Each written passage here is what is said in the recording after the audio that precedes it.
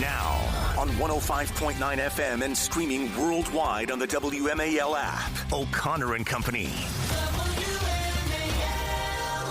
And it's now 6:07 on O'Connor and Company. Thanks for letting us in on your Tuesday morning routine. Coming up at 7:05, he's now officially the Republican nominee for Lieutenant Governor of Virginia. He's John Reed, as Pat Harity has now dropped out of the race. You'll hear from him coming up then. At 7:35, Bill Donahue of the Catholic League. 8:05 brings us Victoria Cobb of the Family Foundation. And then at 8:35, he's the chairman of the Republican National Committee, Michael Whatley. But that's not all the star power we've got. She's the one, she's the only, the effervescent Julie, to the gun, to the lock. She's Julie Gunlock. Good morning, to the gun, to the lock. Oh, my gosh. Good morning. Good morning. Julie, I heard you have a podcast brewing. Is that true? No. All the cool kids have podcasts. So our podcast, we do have a podcast, and you should subscribe to it and download it, because here's the thing. We do 4 freaking hours. I don't know if you know that, Julie, because it goes by so fast. You get to spend your time with me in the wee hours of the morning. So it's the time flies. Am I right? It does. It does. I agree. You know, when I asked you to respond affirmatively to that, I wanted you to sound like you meant it. I'll try to be better. Follow the script, okay? You know how much time and effort our writers put into the script here. Do you know how many people do think that we're scripted? It's I know. very funny. It is always funny. It's like, seriously? You think someone got paid to write that? Although we're better than most Hollywood sitcoms, I will say. That's fair to say. Wow, there's a low bar. Good point. Better than my mom is a car. All right, so that's our new tagline. There you go. Because I used a 60s reference. All right, Julie. Yes. Our podcast is available to everybody. It's basically our radio show, but then it's condensed down, and you can catch all the highlights of it and every little jot and tittle, or whatever the phrase is, on our podcast. You can subscribe to it. So if you missed any of our 4 hours, which we don't expect people to listen to all 4 hours, except your friends, the hens, who listen and comment all morning long with their pick a little, talk a little commentary. So that's our podcast. It's our radio show converted into a podcast. Yes. Other people have podcasts like just that's all they do. They just like plug in a mic to their laptop and boom, we have a podcast. They wake up at a reasonable hour. And I'll be honest with you, some are better than others. Yes. But a big narrative coming out of the 2024 presidential election was that podcasts are the thing. You know, Donald Trump famously goes on Theo Vaughn and Joe Rogan and a couple of other bro pods. He builds his male audience, especially the young male audience, and his base there expands. And he does better than ever. But at the same time, he ignores 60 Minutes, right? So, and he won the election. That trust me, if you haven't felt it yet, that was an earthquake in the media. And people are still reeling from it. Democrats, of course, they take all the wrong lessons from it. And they think, oh, well, we have to do podcasts now. We have to go on podcast. Gavin Newsom took it an extra level. He started his own podcast. What a guy he is. Right. But what they don't understand about podcasts is that the hosts of those delivery systems for media and entertainment don't play by the same rules. That's the whole point of a podcast. If you're listening to a podcast and it just sounds like, Dana Bash or Major Garrett doing the regular broadcasting that they do on the networks, then it's boring. Nobody listens to those. No one cares. We can get you for free on cable. But if you're listening to a podcast, Joe Rogan is going to behave differently than the network types, right? Right, exactly. And that's true on the left. And this is a lesson that has now been hard learned by Senator Elizabeth Warren. She followed her comms director's advice and went on a podcast hosted by a gentleman, I believe, of the left. His name is Sam Fragoso. His podcast is called Talk Easy. So Elizabeth Warren walks into the studio, and I kid you not, the set looks like Between Two Ferns. Yes, Between Two Ferns. The Garafalaka guy. Yeah, the parody podcast. It looks like a parody. She walked into that set and saw the black curtain and the potted palm and the table, and it's like, oh, so this is a satire. This is like a Babylon Bee thing. This is fun. Okay. And the problem, this is the problem.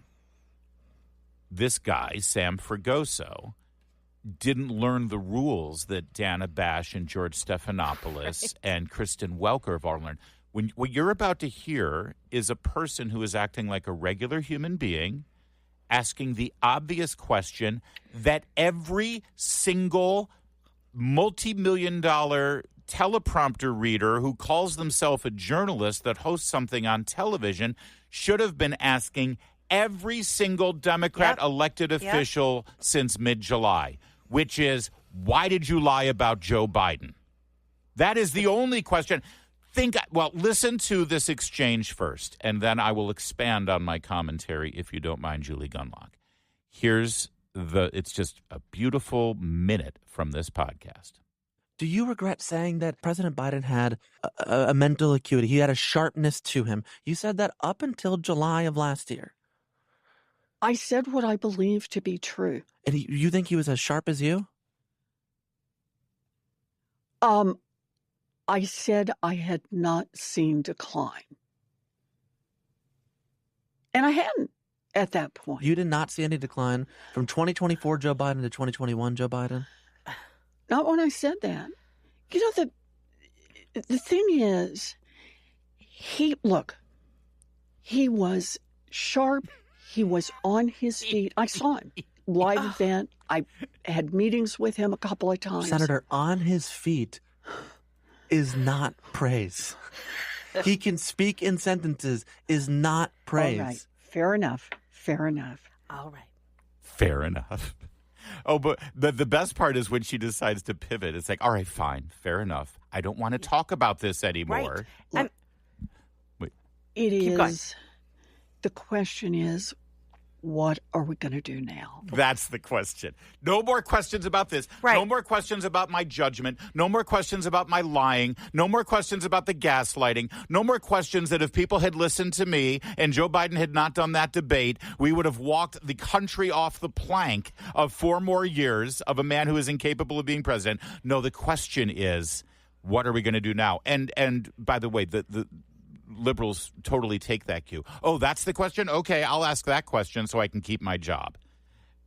It's glorious to watch. If you, I don't know if you're going to play it to the end, but at the end, yeah. Okay, because it's interesting how he reacts. So, all right, let's listen, and then we will comment in a moment. Look, the question is, what are we going to do now? Okay. And what we're going to do now is we got 47 of us in the Senate, and we are pulling ourselves together because it increases our power. We don't have as much power as we want, but we don't have no power. And we got to use all of our tools in the toolbox to do as much as we humanly possibly can. This is now for all the marbles, Sam. And I get it. We could go back. Last time was for all the marbles, I thought. I get it. In 2020, it was the soul of the nation. I understand. How many times is it going to be for all the marbles? Can we just have a normal election? I'd love that. How many marbles are there? We got a guy right now who is saying that he's flirting with not obeying lawful court orders. But what he's doing is like a whole nother level of threat to the survival of our democracy and more of the. I'm not trying to make light of that. I know you're not. That's all right. The thing hold your commentary. We'll get it because there's much more to say about this. We'll hear from Julie. We'll hear from me in a moment. It's 6:17. WMAL, making sense of the news. Live from the Home Paramount Pest Control Studios. Home Paramount, the leader in pest control since 1939. So as I said, an absolutely glorious moment here on this podcast where Elizabeth Warren has asked the obvious question. I want you to think about all of the Sunday shows, all of the cable news shows, all of the interviews that Elizabeth Warren has given since mid-July when Joe Biden decided to drop out of the race. And she has never once gotten this kind of question and this kind of follow-up as she has with this podcaster, Sam Fragoso from Talk And I Easy. hadn't at that point. You did not see any decline from 2024 Joe Biden to 2021 Joe Biden? Not when I said that. You know, the thing is, he was sharp. He was on his feet. I saw him live event. I had meetings with him a couple of times. Senator, on his feet is not praise. He can speak in sentences is not praise. All right. Fair enough. Fair enough. Fair enough. Yeah. I wish I wish you could see, and I encourage everyone to, go on X and watch this video, because she is so uncomfortable. She is squirming. She is shifting. She wants this to be done. Because she's never been asked this. And None of them have been asked this. I know. And she, at that point, this is the only thing that kind of annoyed me a little bit, because she goes, okay, she wanted to move on. And she goes, okay, what matters is the future, right? She wanted to move on from this, right? And he says, okay. Yeah. Now, I give him so much credit. My goodness, applause for actually asking the tough question. And it was a tough question. It was uncomfortable. He was great at one point. When she said he was sharp, he was on his feet. He kind of looked at her. That's the subtleties. He wasn't falling over. Yeah, but he looked at her like, "Are you insane?" Which is kind of an important part of how he reacted to what she was saying. And frankly, that's how the American public is reacting. This kind of stuff is what, look, I'm very supportive of Trump. I think it's very clear. But, for the Democrats, whining about Trump, your behavior and your unwillingness to get a real candidate in there, that's what got us here. Okay. So as much as you complain about Trump, you set this up. They're nothing without Trump to complain about. That's is what true. they have nothing, and that's why that's all she wanted to talk about. And I love the fact that it's for all the marbles. He's like 2020 was for all the marbles. 2024 was for all the marbles. Every single time you come to an election day, you tell us that. Every single time you tell us it's an existential threat. Every single time you tell us it's the most important. It's always a Nazi. It's always a Nazi. It's always a Nazi. It's always a Nazi. And listen, this guy is probably not old enough to remember when Mitt Romney was the You said the Nazi. same thing about Mitt Romney. Exactly. Yes. So this was a great moment, but again, I still think the bigger story here, frankly, is the fact that it is now April 22nd of 2025. It was July 26th, I think, when Joe Biden announced he was not going to run for president. And right up until that date, publicly, everyone was saying that he was sharp as a tack and everything was fine, and it was all cheap fakes, and it was right-wing media lies about Joe Biden. So it's taken... you could have had a baby between the time Joe Biden dropped out of the race and the time that one sitting elected Democrat was actually forced to squirm the way Elizabeth Warren was just forced to squirm about this issue. And I have seen Elizabeth Warren on Morning Joe and on Rachel Maddow and on Kristen Welker and Gloria Borger or not Gloria, Margaret Sullivan. Thank you. And George Stephanopoulos and all of these multi-gajillion dollar paid teleprompter readers. And not once did it even occur to them to ask this question, let alone a follow-up. I wouldn't dare. And that's, again, bringing it back to where we are in the media now. And I joke about podcasts a lot. It's just sort of a joke that I have. But this is the power of podcasts.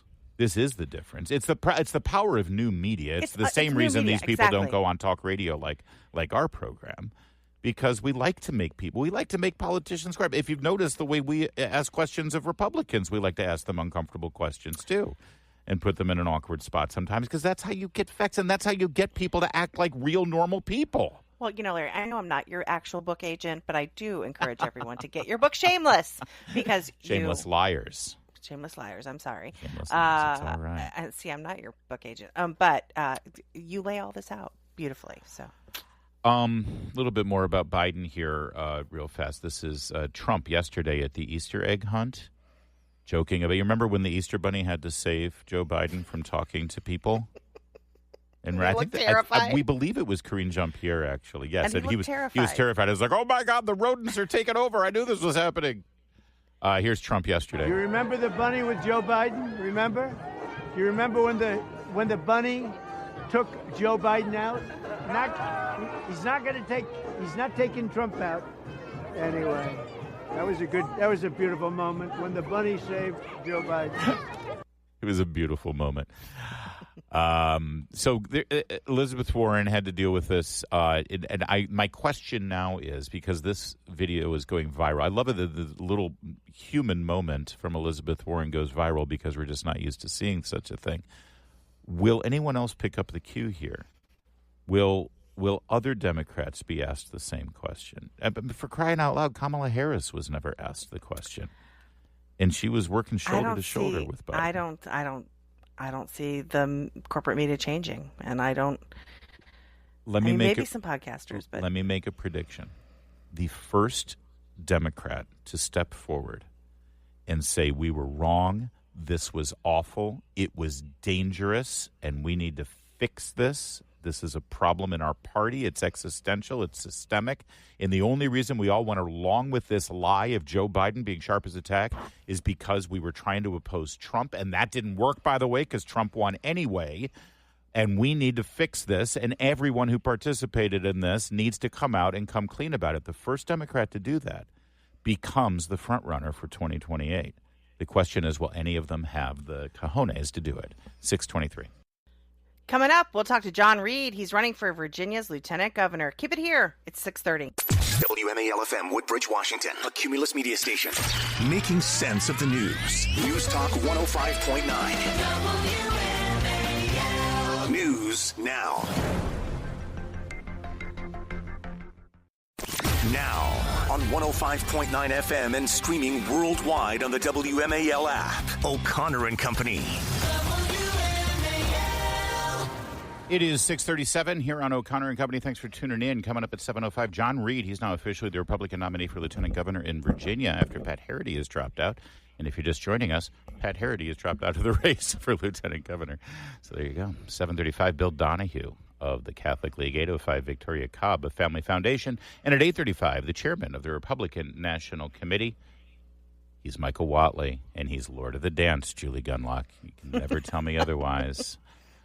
I'm Larry O'Connor. That's Julie Gunlock. Good morning, Jules. Good morning. Harvard is suing the Trump administration because apparently, in their mind, it is illegal for the Trump administration to not pay them $1 billion in federal funds. I mean, that's the best interpretation here, right? Trump administration says we're not going to pay you the $1 billion in taxpayer funds. And they say, well, you can't do that. We'll sue you because that's a violation. Wait, I'm sorry. It's the law that you have to give Harvard $1 billion? Yeah. Taxpayer dollars. So it said it froze $2.2 billion in federal research grants for Harvard. And now Harvard is suing for at least another additional $1 billion in federal funding. In addition to the 2.2 that's already been frozen, that according to the Wall Street Journal. This comes days after the White House asked the Internal Revenue Service to also revoke Harvard's tax-exempt status over its alleged failure to address anti-Semitism on its campus. You'll remember, of course, the president of Harvard, under oath, refused to acknowledge that there was anti-Semitism on the campus, even when confronted with the evidence in front of her face. Other college presidents, like at Penn and various other Ivy Leagues, they saw the exact same evidence and said, yes, that is anti-Semitism. But at Harvard, see, they're just smarter than the rest of them, and they can see through the whole idea that there's anti-Semitism on these campuses when you've got pro-Hamas, pro-terrorist, anti-Semitic activists who have shut down the campus and refused to allow students who are Jewish to walk through campus, let alone walk into a building on campus. That seems like anti-Semitism, but no, they were fine with it. So now Harvard is suing.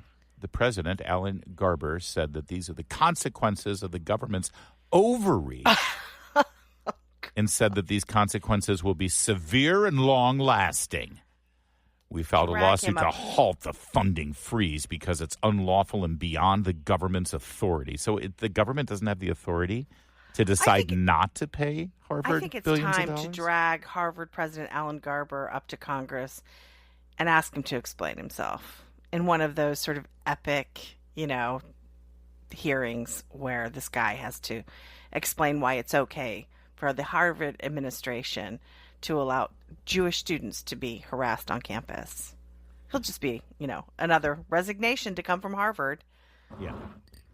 Garber said in his message that the consequences of the government's overreach will be severe and long-lasting. He also said that Harvard is committed to combating anti-Semitism, one of the most insidious forms of bigotry, and to broadening the intellectual and viewpoint diversity within its community. Viewpoint diversity? Have you seen the campus, the faculty there? Yeah. The absolute nerve. Intellectual and Sickening. viewpoint diversity. The government has not and cannot identify any rational connection between anti-Semitism concerns and the medical, scientific, technological, and other research. It's frozen. So this is, which, by the way, I find to be an amazing tell.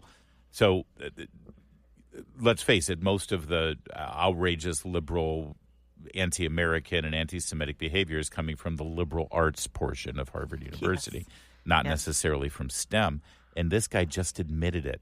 The government has not and cannot identify any rational connection between anti-Semitism concerns and the medical, scientific, technological, and other research it's frozen that aims to save American lives and foster American success. So he's making two arguments here. The first is, this isn't money for our college, it's money for our research, and that research ends up bettering our society and that may be true. That may be true. Set it aside for a minute. He specifically said there's no connection between the anti-Semitism you're pointing at and our research. Okay, but what? So there is anti-Semitism going on. It's just not where the research money is going. Okay, but isn't there a tacit admission there that there is anti-Semitism in the institution? So in other words, let's say it's a private, Harvard is a private facility. Let's say it's not a college. Let's say it's some research lab. All right, so the research lab has an anti-Semitic CEO, has an anti-Semitic communications department, has an anti-Semitic IT department. They're still curing cancer. Everybody, yeah, right, except that those guys that work in the lab where you're spending your money, they love the Jews. They're fine. Yeah. Don't worry about it. Everything's fine. No, maybe our tax dollars shouldn't go to an institution that fosters this kind of hate. Yeah. The bottom line is, I mean, this weekend at Coachella on the main stage actually said the F word, Israel, and then free Palestine. Okay? F Israel. And yes. And did I say that yet? And the bottom line is, it has just become the trend of the day. It has become popular and acceptable to be anti-Semitic. And I think Harvard is legitimately shocked that the Trump administration is taking it this far. Look, we all kind of nod and wink, and it's okay to be anti-Semitic because, the cool kids are anti-Semitic. And again, they think that they have existed in a world where they can do outrageous things and still get funded. There's no accountability for these universities. There's no costs. I hate to break it to Harvard. This is not going to end well for them. And I mean, who knows what the hell judge they might find. But the fact of the matter is, if a president doesn't want to give $3 billion of tax dollars to Harvard because he doesn't like their football team, he can do that. That's the discretion of the executive branch. I'm sorry. You may not like that. But by the way, this has nothing to do with their football team, which is lame. This is about their... Oh, Biff, do pass the ball. Yes. No, this is about their refusal to acknowledge that radicals chanting on their campus, from the river to the sea, Palestine will be free, is a call to annihilate the Jewish state. Yep. They still refuse to acknowledge that. And I'm sorry, but Harvard is not entitled, and that is the appropriate word that they're trying to express here. They're not entitled to our tax dollars. Meanwhile, you know what they should do? They should raise their tuition. I think that's a really good idea. They should just charge more because $80 million, $80,000 a year per student. They should also, and maybe dip into their endowment. They should also lose their tax exemption status, and I know Trump has moved on that as well. It's 6:44. Julie Gunlock, I don't know if I believe this story or not, but there's a story floating around that personally Joe Biden opposed the idea of men playing women's sports. But he didn't want to upset his radical left-wing base, and so he didn't say anything about it. Now, personally, I don't believe this. I think this is just a pathetic attempt to save whatever is left of his lamentable, embarrassing legacy. Because it's not that he didn't just speak out about it. He willfully, through his administration, deliberately altered Title IX. I don't think he knows. To erase women completely. Yeah, look, I don't think he knows. I think you're right that this is probably some attempt to save his legacy, to return Joe to that affable guy, grandfather, cares about people, kind of in his waning days, as they're propping him up with photoshopped photos at Easter. This is just more of that, I believe.